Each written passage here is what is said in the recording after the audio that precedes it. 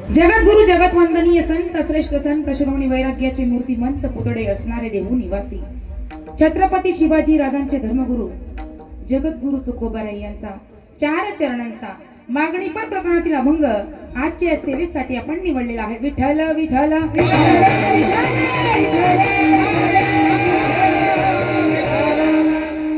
या अभंगामध्ये जगद्गुरु तुकोबाराय भगवंताकडे मागणं मागतायत, देवा मला दान पाहिजे, पण त्यात काय तर तुझ्या नामाचा विसर मला व्हायला नको।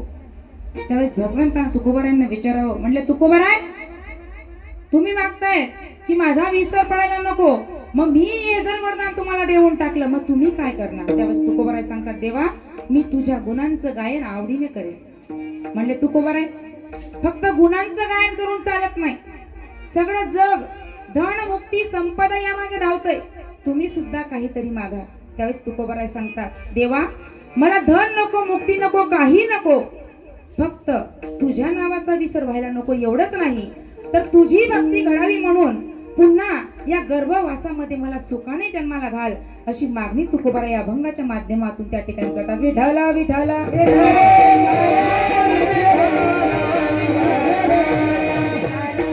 मागताय बघा, वारकरी संप्रदायामध्ये नियम आहे की 7 दिवसाचा सप्ताह असो, 3 दिवसाचा असो, महिन्याचा असो, पहिल्या दिवसाच्या कीर्तनकाराने नामाचं महत्व सांगावं, 7व्या दिवसाच्या कीर्तनकाराने भगवंताकडे मागणी मागावी आणि 8व्या दिवसाच्या कीर्तनकाराने भगवान गोपाळ कृष्णाच्या त्या ठिकाणी लीलांचं वर्णन करावं। आणि त्याच रीतीप्रमाणे मी आज तुमच्या समोर त्या ठिकाणी भगवंता समोर आणि तुमच्याही समोर मी मागणी मागणार आहे। तुकोबाराय भगवंताकडे मागणी मागताय, पण ऐका, मागणी मागणाराचाही अधिकार असायला पाहिजे आणि देणार सुद्धा अधिकारी असला पाहिजे। आता ज्याच्याकडे मागणी मागायला जातो तो आपल्याला देऊ शकतोय का हे सुद्धा आपल्याला कळलं पाहिजे, आणि ज्याच्याकडे मागायला जातोय त्याच्याकडे आपला काही बॅलन्स शिल्लक आहे का? जसं एखाद्या बँकेत आपण जातो, बँकेत जर बॅलन्स नसला तर त्या ठिकाणी स्लिप भरून काय फायदा? बॅलन्स असेल तेव्हाच आपल्याला काहीतरी मिळेल। तसं या ठिकाणी सुद्धा आपण काहीतरी पुण्य केलं असेल तेव्हाच आपण देवाकडे काहीतरी मागण्यासाठी जाऊ, पण या ठिकाणी मागणारे तुकोबाराय आणि देणारा साक्षात पांडुरंग परमात्मा होता। तुकोबारायांच्या गेल्या 8 पिढ्यांपासून देवाकडे कोणी काहीही मागितलेलं नव्हतं। तुकोबाराय रोज जायचे मंदिरात, भगवंताची मान खाली असायची।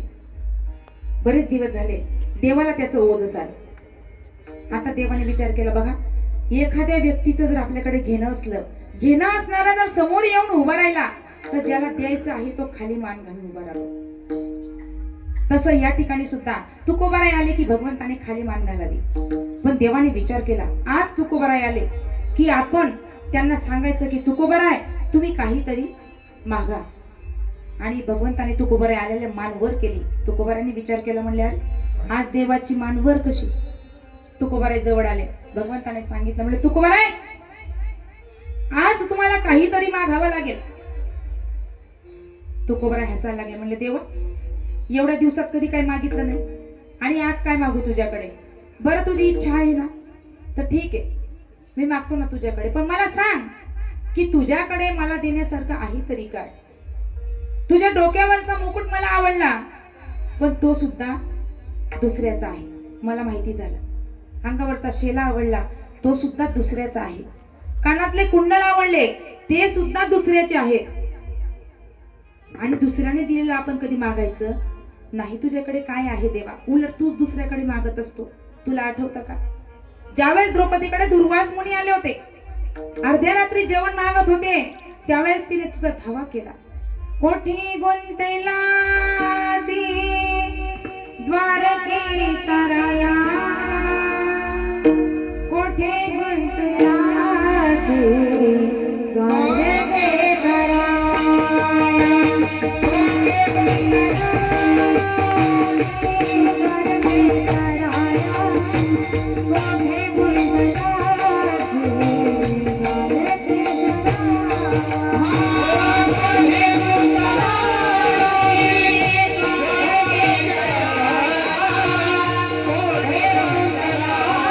Hey,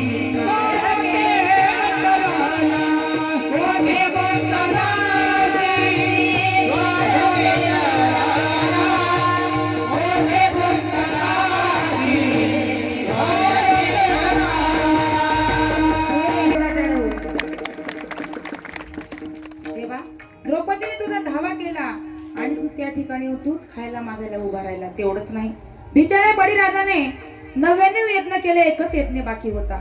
तिथे देखील तू मागायला उभा राहिलास आणि तूच सांग तू मला काय देशील. त्यावेळेस देवाने सांगितलं, म्हणले तुकोबाराय ते तुम्हाला आठवतं, पण ज्या वेळेस उपमन्यूने वाटीभर दुधासाठी तप केलं त्यावेळेस मी त्याला अख्खा समुद्र दुधाचा देऊन टाकला. बापाची मांडी मागणाऱ्या ध्रुवाला मी अढळपत दिलं. एवढंच नाही तर त्या ठिकाणी कृष्णावतार मध्ये सुदामा गरीब ब्राह्मण होता. सुदामा ब्राह्मण दुःखे दारिद्र्य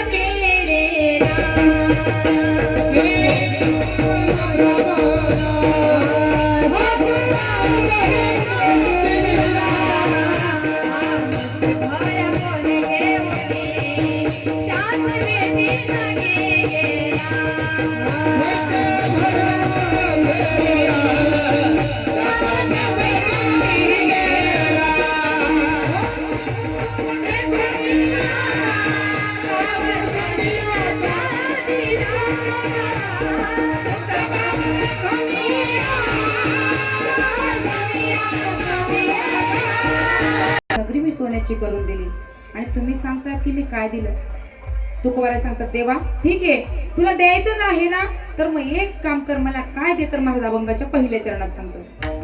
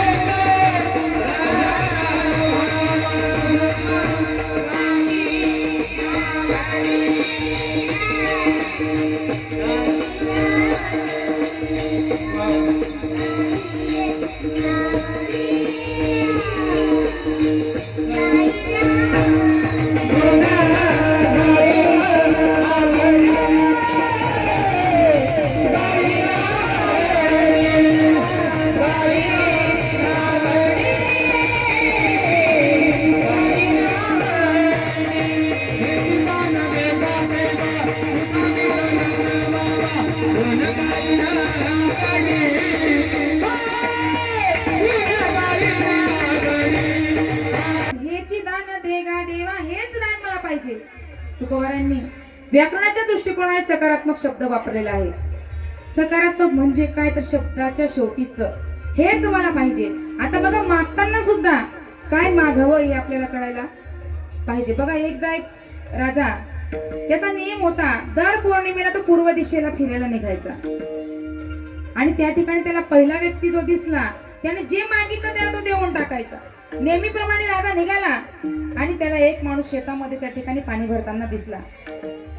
त्या राजाने त्या माणसाला बोलवलं, सांगितलं, म्हणले आणि पहिला माणूस जो व्यक्ती जो मला दिसला त्याने जे मागितलं त्याला मी देऊन टाकतो. आता त्या माणसाने सांगितलं, म्हणले बरं झालं तुम्ही भेटला, रात्रभर पासून मी देवाच्या विनंत्या करतोय पण कोणी येत नव्हतं. बरं झालं खरंच देव मला पावला बरं का. म्हणले मागा काय मागायचं. म्हणले राजे काय सांगू, मी रात्रभर पासून थंडीमध्ये या ठिकाणी पाणी भरतोय माझ्याकडे तंबाखू आहे पण तंबाखूला लावायला चुना नाही, तेवढा चुना आणून द्या. राजाने डोक्याला हात लावला.